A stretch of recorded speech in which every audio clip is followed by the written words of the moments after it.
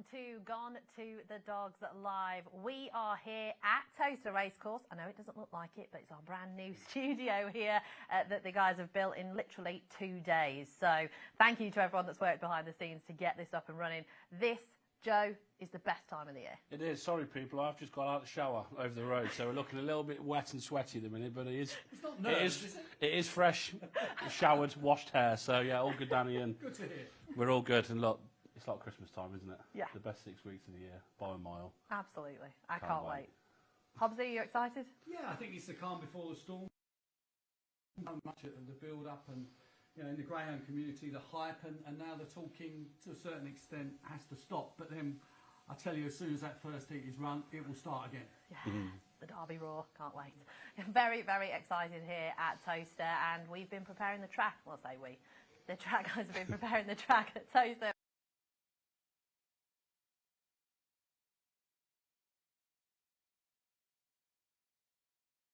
I think their first, 2017, and I remember making that drive and thinking, this is quite extraordinary. This is, amazing. I think it's tried and tested now that over the course of a number of years, with a slight gap and interval in between, I think it has proven to be a very good host of the Greyhound track. Wimbledon back in the day, White City even, you know, they talked about White City and we always look back fondly, certainly of a certain age. It had its faults, so did Wimbledon. Shelbourne Park is not universally liked in many ways, albeit it's the greatest Greyhound stadium in the world, unquestionably, we know that. So there's always going to be, certain people that might just say that it should be elsewhere, but to be family, they tweak the These Irish trainers are coming over in their force and they're giving it a thumbs up, and if it's good enough for those guys, it's certainly good enough for me. Certainly is. Now let's have a look at what is on offer this evening in our live show that starts at 6:15. The first round, Heat 1. 10 cracking heats this evening, Joe, and we kick off at 6:35. We do, and we've got a good one to start with, and a couple of lively, middle of the road prices. 66 to 1, Droopy's Buckham and JT Craze in the first heat. So we kick off with a cracker. Big guns on the card tonight with Bockos Diamond, proper ARS.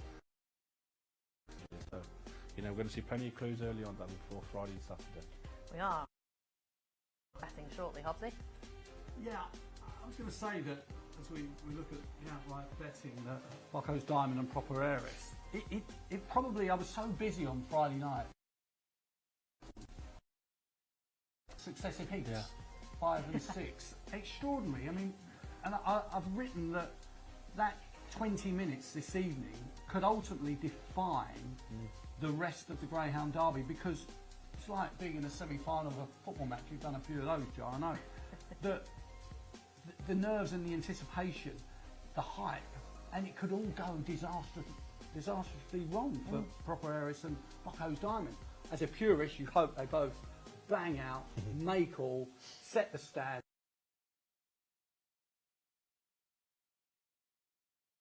We spoke to the owners on Tuesday, and they were saying, he was about 70% fit, 60% fit, 80% fit. Whenever you spoke to them, there was a different answer, but that was in the Juvenile, and obviously he's going to come on for that. Oh, massively. I took more out of his run than I did the proper ARS's run in that race, because he went from clocking 393, 398 in his trials to nearly 410 in the race. Now, he missed the break big time. If he comes away level, there is nothing in this competition that can lead him to the bend. And it's as simple as that. Well, we'll have a look at his heat, actually, because we can see who he's lined up against this evening at 8:00. Blanco in 1 at 33s. Wiki Ned, he's got 4 cat 1s, 3 to 1. Droopy's Extra Good, 16s. Killiford Gorham at 50s. Avengate Vinnis, the Empress Stakes winner at 8 to 1. And Bockos Diamond at 2 to 5. Sole wide in the field for Graham Holland, and might just be able to pop out and make all. But we're going to have a look at the Irish Derby, because this, of course, was his best run by a mile. Joe? Oh, this was just sensational.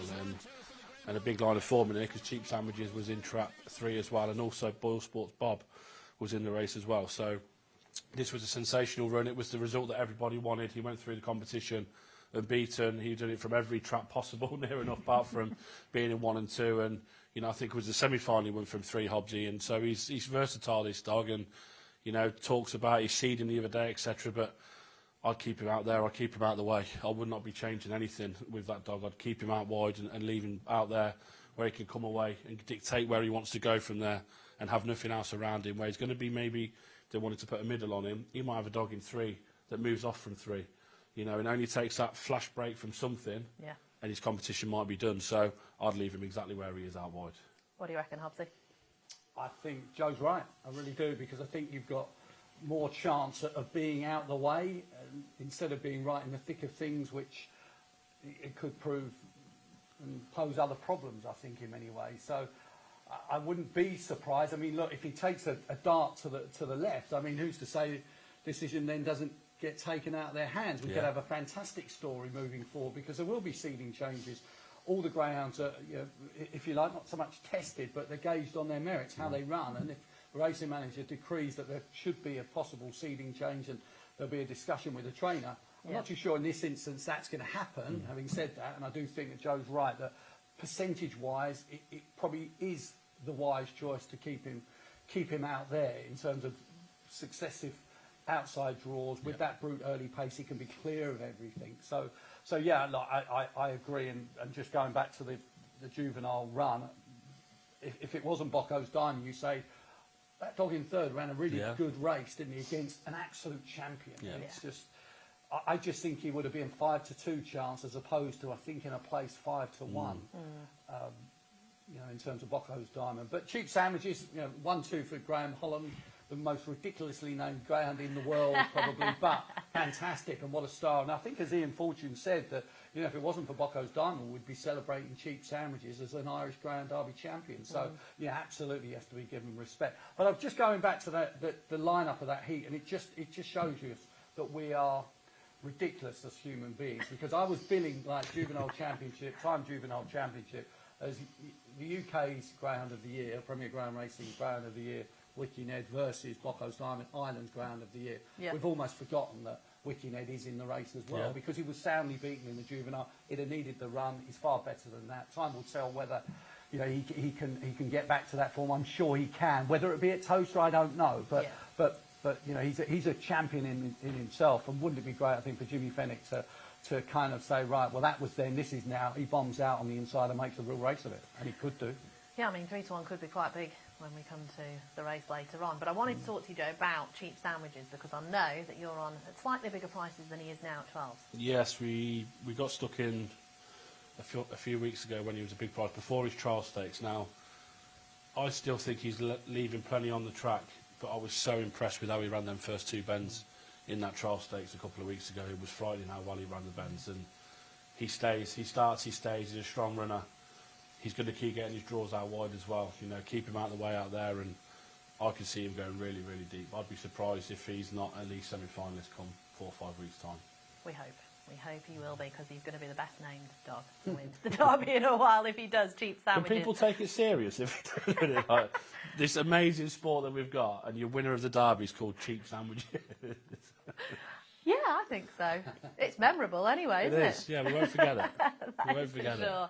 Now, one race we won't forget is the Juvenile. We've touched on it a couple of times, so let's just have a look at Proper Heiress, Bockos Diamond, Wiki Ned and the rest going paw to paw in arguably the best race of the year. And Proper Heiress, I mean, track 4 seems to be his lucky box, Hobbsy. It certainly is, yeah. Not the first major race that he's run out of the black jacket, and yeah, he ran a tremendous race. I mean, I don't think any of us were too surprised. I think probably the only thing we were surprised about a dog of that quality, the price he went off. But that was purely because he was up against the Irish Derby winner and a champion performance. Troopers Plunge running a great race in second. They're really closing on the winner, and you know, he's the type that could just keep on qualifying. But you know, I thought it was a stunning performance from Proper Heiress, and yeah, I think I said on the day that it was great to see, you know, Ireland's champion trainer Graham Holland going against England's champion trainer Mark Wallace, and it was Mark who you know, came away with the plaudits, and I'm sure that he'd give that race away for Derby final night success here in a few weeks' time, wouldn't he? But yeah, he's a major player and would have to lead the home challenge, no question. The way, I mean, Mark, we know, can get dogs out the boxes, but the way this lad traps is just frightening. Yeah, he's got a... We've seen how fast he was during the eclipse at Nottingham, the Steel City Cup at Sheffield, when he didn't make the finals then, but you've seen there was a lot of ability in there. And then he went to Hove and won the Olympic in good style. He then went to Monmore. He come to the Blue Ribbon, and had a horrendous draw in the final and got beat in that. Then he went to Monmore, and what he'd done that night was just... I haven't seen anything like that for years on end, I must say. Then he followed it up at Central Park. My only concern would be he's had to be 100% now for a long time. Yeah. So that once that he does miss the break slightly, what are we going to see? Now, I'm not going to say that Pete Dogs are going to pass him. Just see what he's like in behind again now, because we haven't seen it for a long time. He's just dominating, and that's it. So we'll see how far he has come when maybe he is led in a race, so he's turning maybe third or fourth and he does miss the break. Can he get through from there? Yeah, it's going to be very interesting to see what he does over 6 weeks, of course, if he does keep qualifying proper RS. He's very short in the first round heat at 2-1 on. But we've got a cracking night's action. We've got 10 heats. We've got 3 of the big guns at the top of the market. Are there any others that are standing out for you this evening? I know there might be one in a wide box that could have gotten a little bit under the radar. Tiffield Tarquin's my nap. Fantastic draw, brilliant makeup, starts and stays, you know, and a brilliant story with Roy Peckham. The dog was off a long time. He's had to be really cared for and looked after. Now, what a story that would be to get him through the rounds. It'd be unbelievable, wouldn't it? So he's the nap. I think he's got an unbelievable makeup, and I do think Suleika Seddon makes the race for him. So I'd want to be against Untold Rafia in 3. Nothing in 5. Beatty's Razzle in 4. He's got a draw to die for, Tiffield Tarquin, so we're all over him. Hobbsy, we've not really talked about your anti-post bets. What have you got on? Shall I make you laugh? Yeah. I had one anti-post bet, unlike Joe, before the event, before the entries. One anti-post bet. He might just win the Premier Ground Racing Golden Jacket. He's not going to win the Derby because it was Deadly Disco at an extraordinary price. I mean, I was clamouring for the Golden Jacket to be, you know, run. Of course, obviously after the situation with Crayford. So delighted that Monmore took it on. Less so that they decided to put it right across the Derby, because I think Deadly Disco, and I'm sure there are others in the event. I mean, we've seen some Derby entries that were in the Golden Jacket that have had to come out because they qualified for the Golden Jacket. There's plenty of strong running dogs who've got speed who would keep on qualifying here. I think in many ways, when we talk about the entry of 170, I think it would have been more had we not had that clash. Yeah. Look, that clash has happened. So in terms of my only anti-post bet prior to the last 24 hours, then it was Deadly Disco. So look, he's not going to win the Derby. But I think in terms of a top 3, I've gone... I look at Bockos Diamond. Had he been at 5-2, he couldn't be an anti-post pick for me. But at 5-1, he is an anti-post pick for me, because I think you look at those 2 greyhounds. Who's going to come forward more? Arguably Bockos Diamond. Even at the start, right at the start, you see him just missing it. His head pokes through the track. So you know that there is improvement there, of course, albeit, you know, he's a phenomenally fast dog and proper areas. I'd celebrate, you know, as a patriotic soul, that if he wins the Derby, he's got every chance of doing so. Yeah. So the other line of form that I liked was a couple of weeks back, Kilo's Runner being picked up by Romeo Empire. I thought that was really good, because I've always liked Kilo's Runner. He was with the McNairs. He's now with Jamie Kingsley, I think bought out the KSS Syndicate. He's a strong running dog for me. He's going off the front a couple of times now. So for that dog to pick him up, I thought that was really good. So they had to be my 3. So Bockos Diamond, Romeo Empire, and Kilo's Runner. Also, Danny, the Derby was brought forward 2 weeks this year. The Golden Jacket was obviously new. Unfortunately, it was at Crayford. We moved it to May. So any normal year, he could have done both. If this was 2 weeks back, he would have been able to run next week if he does get to final. Of course, we don't know, but... And he would have been able to come straight to here anyway for the Derby. It is what it is, you know. But I was foolish not to cash out. And I think I could have done, really. I know it's ridiculously, I should have done. Really. There you go. Had I known, anyway. Well, he's not going to win. But my anti-post bet would be proper RS. I've got him at 12s or 16s, I think, and I've had a couple of other little cheeky bets as well. But Iceman's Girl for the Did you special. back Droopy's plunge at 50s? Yeah, I did get Droopy's plunge. Yeah, Patrick so Eversart big on the prize. podcast, didn't he? Yeah, because Patrick Janssens, we interviewed him last year, and he said my Derby dog is Droopy's plunge, and that was before he may have had one race at the time. So yeah, he gave us that, and I was like, okay, that's fine by me. I'll put a cheeky couple of quid because I don't bet big anyway. We did bet Proper Heiress before the Winter Derby at 28. Yeah. So we're sitting on a nice ticket purely on the fact of what he might have done in that final. Now he done that, and the price went, I think, to about 12-14 to 1, and then collapsed again after that. So I backed 2 before that race. I backed Gary the Albert 150 to 1, just because he was second in that, and if he would have won that competition, what price would he have been? You don't know. Yeah. And Proper Heiress purely on wanting to do what he did, and then after 3 yards we went, well, this price is gone because he's going to go and do whatever he done. So yeah, we've got a strong team, a team of 10. You know, they're only small stakes, and it just adds to the fun, doesn't it? Yeah. It's so exciting. If you can get maybe a couple in the final, normally we'd pay for the weekend because we're normally drunk by 4 o'clock. This year we'll wait till after racing. And then do that. Because we've got this to do, and then hopefully we're celebrating the Derby winner again. Fingers crossed. Now, we're going to have a look at tonight's naps very quickly. I am in the first heat, so I can get it over with. I'm with Iceman's Girl in the 6:35. She loves Toaster. She was second in the Emperor Stakes last year. Yes, we've not seen much of her, but I think she's going to run herself into fitness, and I actually think she could have a bit of a chance tonight to at least qualify, but I'm hoping for a price tonight. Good race. Iceman's Girl. JT Craze and Droopy's Bockos in Yeah. there as well, so very brave, Danny, I'm going to say. It's, but she's been off the card a long time. That's we know how good she is, though, don't we? So, Yeah. And you did nap her ear on Bonanza night as well, didn't you? I did indeed. Yeah. Oak's runner-up. Yes. Yes. Did you mention Oak owned by...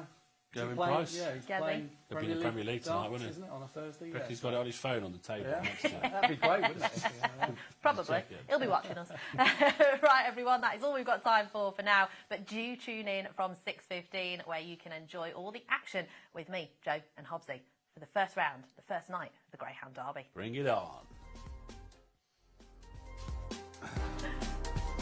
Oh. Good they are. They're good, aren't they?